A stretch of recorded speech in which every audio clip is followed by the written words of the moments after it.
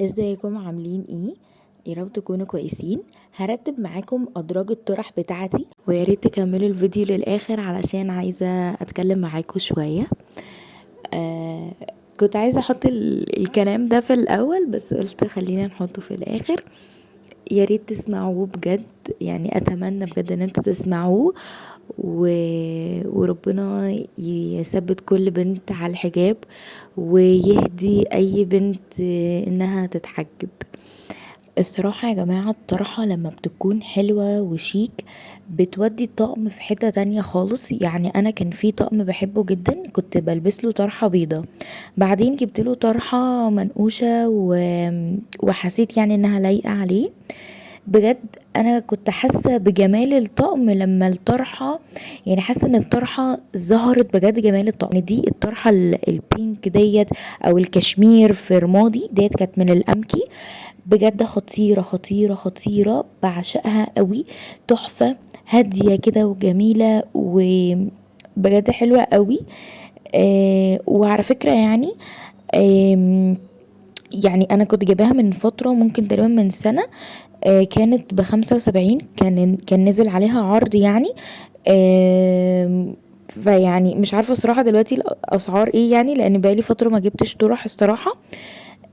ولكن حاولوا مثلا تجيبوا في العروض، تجيبوا مثلا 3 طرح كده في العروض كده، يعني فاهمين قصدي. في طرحة برضو تالتة كنت جايباها من الأمكي، بس لسه يعني هبقى، يعني لسه مظهرتش. الطرحة الزرقاء دي بجد من أحلى الطرح بجد اللي بحبها جدا، يعني أو يعني على فكرة مش كل الطرح يعني جايباها حاجة براند او كده، لا مش شرط خالص.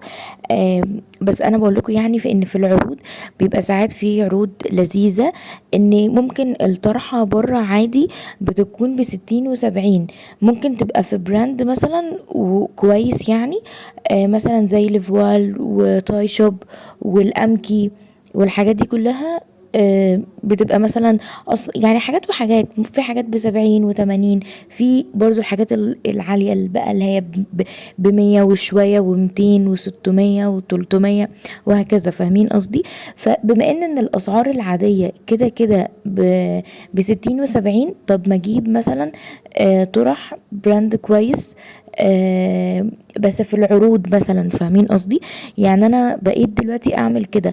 بس انا مش قصدي ان احنا لازم كل حاجة نجيب من الطرح مثلا من براند او كده، لا مش شرط خالص. ممكن طرحة عادي في الشارع مثلا على ستاند او كده وتبقى حلوة جدا. يعني عارفين شايفين الطرحة اللي هي سنيك سكين ديت، اللي هي ابيض واسود ديت، اللي هي جلد التعبان.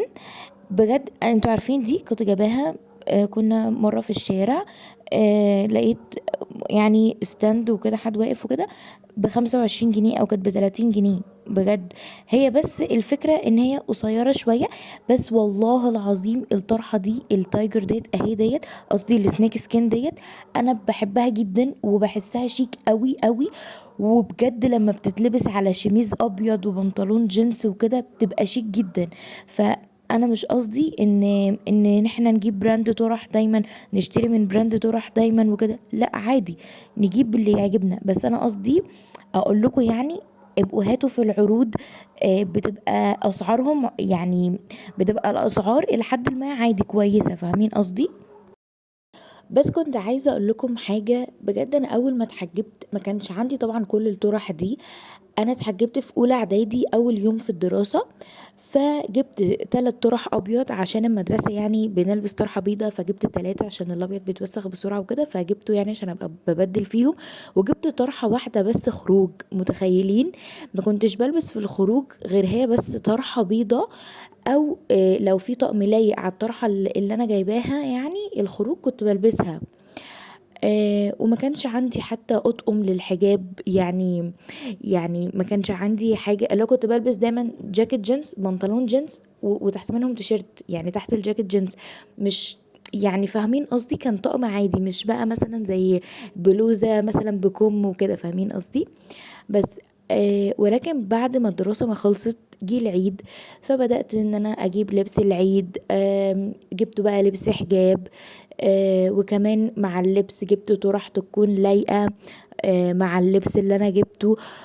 فمن هنا بقى بدأت بقى كل شوية مثلا اجيب طرحة تعجبني. لو نزلنا مثلا في اي حتة مثلا يعني وعجبتني طرحة ممكن اجيبها، حتى لو انا مش عارفة هي هتليق، يعني ايه عندي اللي يليق اطقم يعني. بس مش مشكلة يعني، الطرح مش يعني عادي هنألف لها طقم.